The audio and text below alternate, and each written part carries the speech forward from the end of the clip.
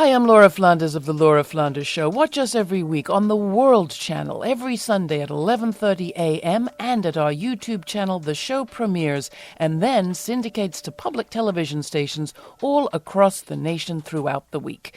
Check your local listings. Prefer to listen? Find us on a local radio station or subscribe to the free podcast at lauraflanders.org.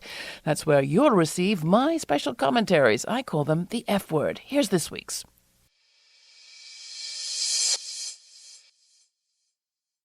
Ruth Bader Ginsburg, she changed the way the law sees gender. She changed the course of American law. She touched generations of Americans' lives, both men and women. She pushed for a full and inclusive definition of equality. Those are just some of the ways people have described Ruth Bader Ginsburg's legacy in the days since the justice's death. Now tens, probably hundreds of thousands of well-wishers are getting ready to file past her body as it lies in state at the Supreme Court and then in Congress. So much remains still to be changed. It will be 50 days at least before we know what impact her death will have on the election or her life on the years ahead. But I can't help thinking that rather than filing past her corpse, one fine and fitting way to honor the historic justice would be to take action on some unfinished feminist business. Justice Ginsburg's on my mind today, and so is nurse Dawn Wooten. Dawn Wooten is the ICE whistleblower who earlier this month called out abusive medical practices against immigrant women at a detention center in Georgia.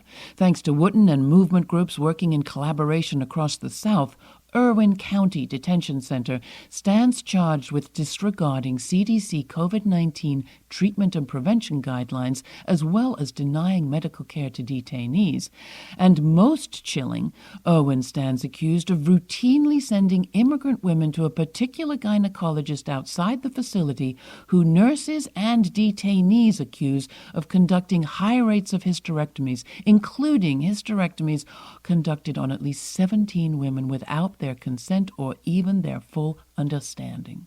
Nurses have raised their concerns about the private for-profit detention center in Georgia before, but until now there's been no action. Now there is outrage. A congressional investigation is in the works, and one Cameroonian woman who was facing deportation after a non-consensual sterilization has been released.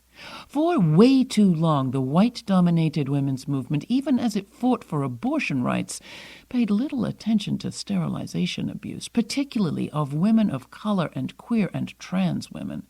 That abuse has a long, shameful history in this country, going back to colonization and slavery.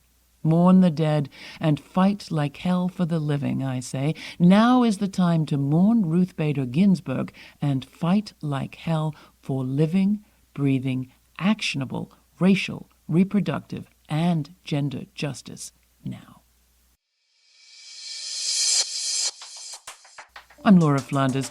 You can catch my show, which profiles change-makers in the worlds of arts, politics, and economics, every week now on public television stations across the country.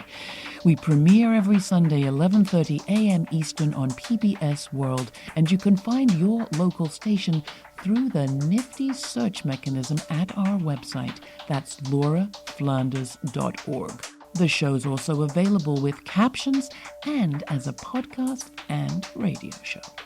Thanks for listening.